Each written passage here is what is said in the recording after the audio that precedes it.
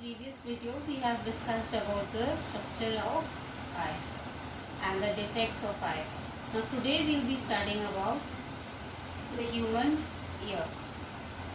Now ear is the sense organ for hearing.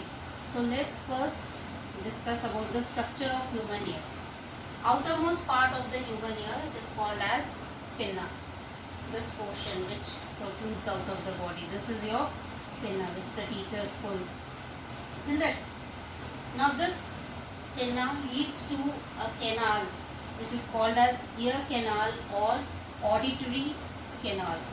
And this canal ends in a drum shaped structure which is called as a eardrum.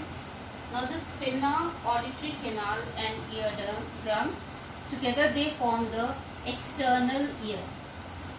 Okay. Now next is the middle ear. Middle ear comprises of three tiny bones which are hammer, anvil and stirrup. They are also called as, hammer is called malleus, anvil is called incus and stirrup is called as stapes.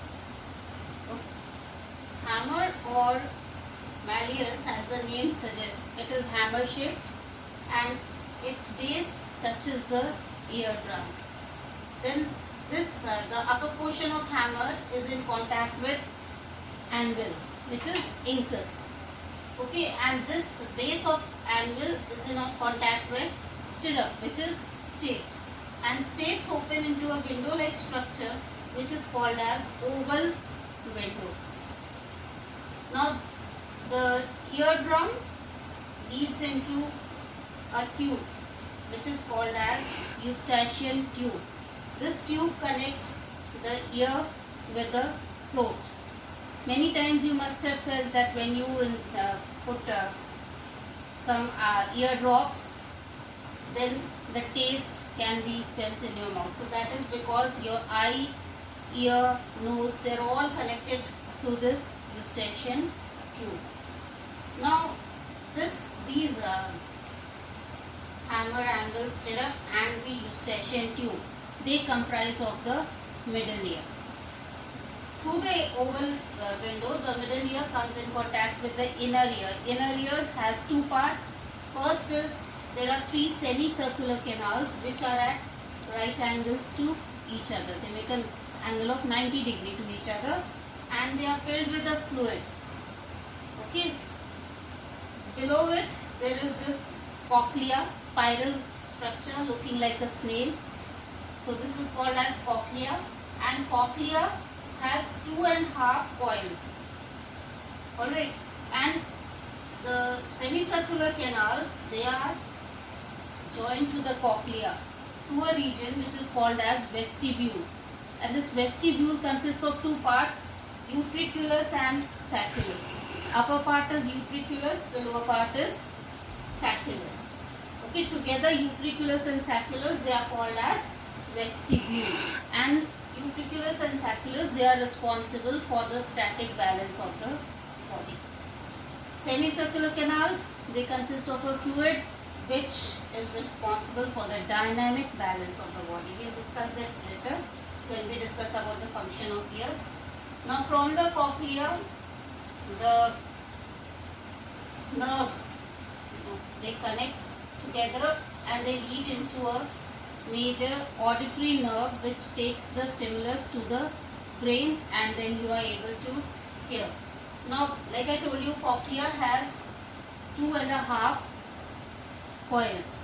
Now the middle coil which is present, it consists of a fluid which is called as endolymph, and the first and the third coil, the outer and the inner one, consists of a fluid which is called as perilymph, and the middle coil of cochlea, it consists of special organs which are called as organ of Corti, and these organ of Corti, they contain sensory cells for which receive the stimulus for hearing, and they are the ones which send the message through auditory canal to the brain and we are able to hear the sound.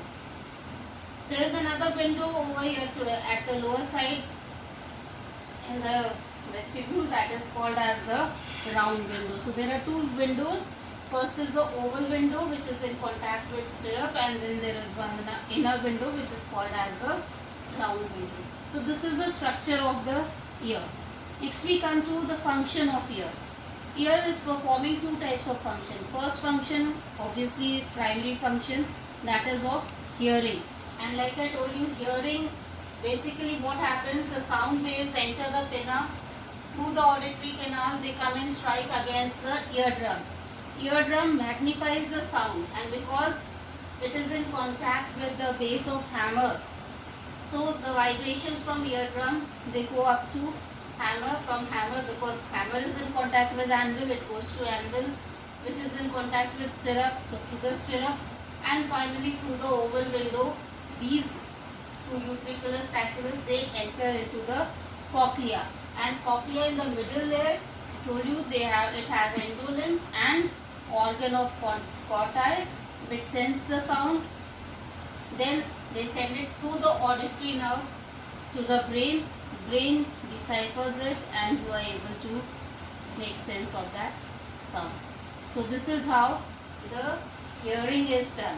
This is the first function of ear. Second function of ear is to maintain the balance of the body.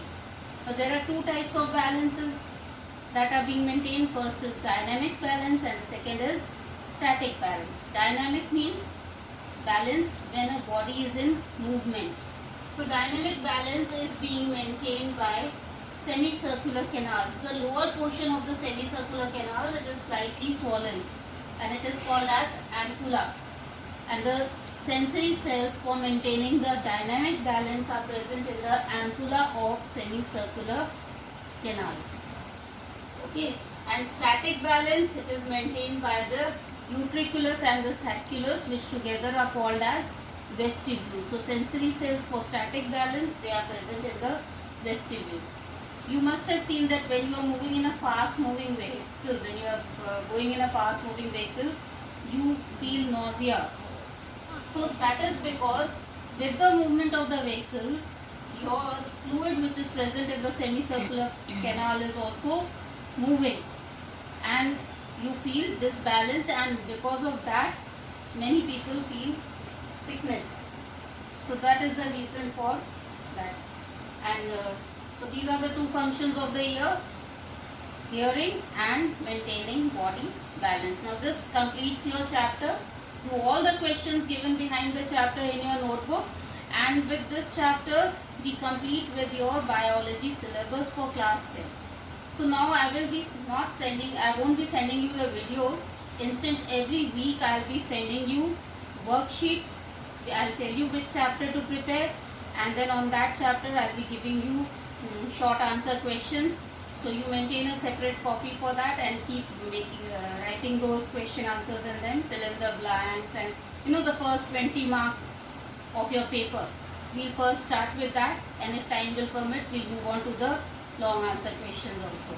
So keep solving it in the during board exams. It will be a big help to you. So I'll be sending you the worksheets now and future. Okay.